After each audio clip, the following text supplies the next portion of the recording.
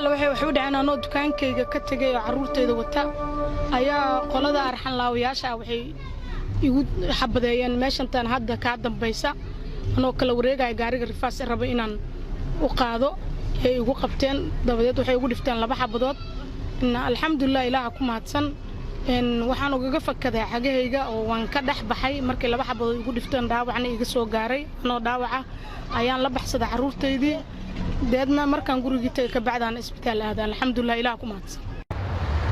magacaygu waa Saara Cabdullaahi Jimcaale degan wadanka Koonfur Afrika special magaaladiisa Cape Town waxaan ahay ganacsatada Soomaaliyeed ee degan Koonfur Afrika kana ganacsada ganacsiyada Soomaalida ay u badan yihiin sida raashinka dukaanleyda ah waxaan deganahay meeshan hadda liigu dhaawacay habeen dhaweyto muddo ah 14 sanadood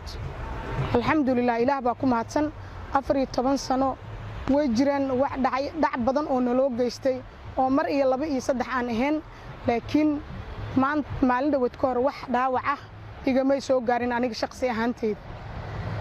alxamdulillah wax walba waxay dhacaan saacadii rabbi ugu talagalay xiran yihiin dadkaas alxamdulillah ilaah baa ku mahadsan way xiran yihiin dadkaas waxaan rajaynayaa in haddii ay leedahay wadanka Koonfur Afrika uu cadaalad u leeyahay inaan cadaalad aan aniga ayagu aan isla tagno 2 nin oo dambiilayaasha oo 2 xabadood ugu dhifteen